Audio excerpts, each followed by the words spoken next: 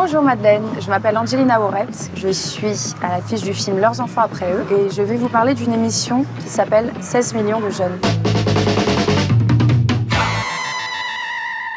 Bah Evelyne alors, qu'est-ce qu'elle fait encore elle? Faut se demander. Encore avec ses julots dans le coin. Alors, d'où tu viens encore toi? Oh, j'étais avec des potes, des copines. En me baladant sur Madeleine, j'ai découvert un programme génial qui s'appelle 16 millions de jeunes, un magazine de société, un espèce de reportage sur les jeunes sans voix off presque, qui était diffusé entre 64 et 69, qui s'apparente un peu à un striptease, un ancêtre du striptease. Bah, à chaque fois c'est pareil, quand je reviens en retard, on fait toujours engueuler, j'en ai marre moi. Ça change pas, tu étais encore. J'étais avec des copains, des copines. Mais même, j'aurais beau te dire je quitte, de toute manière ça changera rien. Tu pourras au moins répondre, non? Quand on te demande quelque Oh chose. ouais, je t'ai rien demandé à toi. Hein. Le premier épisode que j'ai vu, c'est donc Evelyne qui a 17 ans, qui vient d'un milieu assez populaire. Elle est fan de Johnny. Pourtant moi je m'accroche à mon rêve.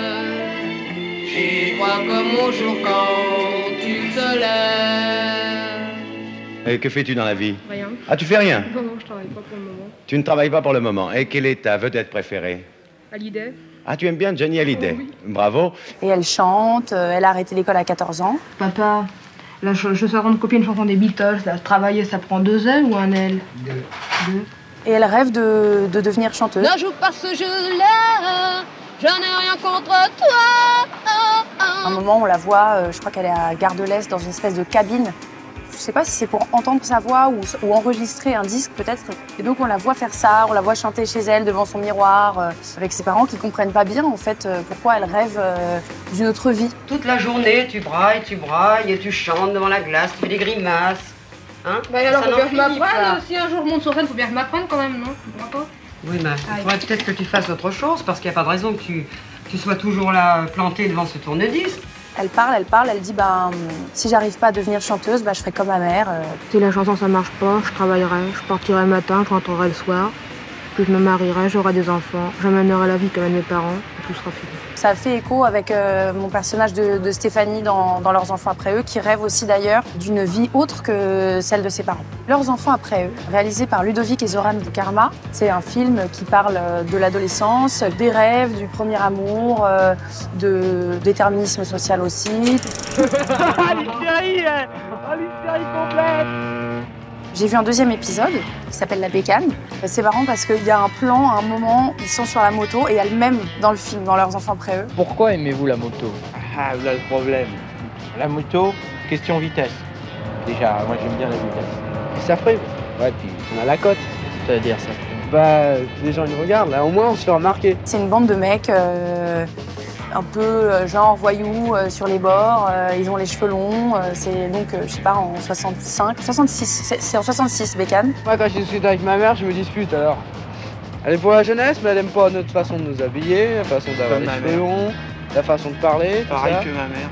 Il se passe un moment où il y a une altercation avec un autre jeune, un autre lycéen, parce qu'ils sont très jeunes. L'autre, qui veut pas être filmé, l'autre lycéen, dit non, mais ces émissions, c'est pas un bon truc pour les jeunes, ça montre une mauvaise image de la jeunesse. Pas mieux de faire des débats sur des points de vue intellectuels. Non, lui, il faudrait toujours interviewer ceux qui sont des gars qui vont à l'école, qui vont au bac, tout ça, alors que la plupart qui vont au bac, c'est des pauvres mecs qui gagneront 70 000 francs, c'est tout. Tout le monde va penser que parce qu'on met des blousons de cuir et qu'on a les cheveux longs, on fait de la bécane, voilà, on est juste des voyous, on n'a pas d'avenir. Alors qu'en fait, ces jeunes, ils ont tous un métier, ils travaillent genre 48 heures par semaine. Mais tu fais combien d'heures? 9,5. 9,5 et Ouais. tu travailles le dimanche matin. Ouais, Et le samedi. et le samedi. Bah dis donc, c'est pas rien. Voilà, la bécane, c'est leur moyen de se montrer, c'est leur moyen aussi d'exister et c'est assez touchant. Vous n'avez rien fait, vous? On n'a pas fait de conneries, alors on est des anges. Et là-haut, là. C'était super cet épisode de bécane. Ah, Hugo Frère, c'est pas vrai ça. Oh non, pas Hugo Frère, arrêtez frère, non. Hugo Frère, on s'occupe de celui-ci maintenant. Ça dépend de tes chansons. C'est clair. Je trouve pas ça ringarde du tout.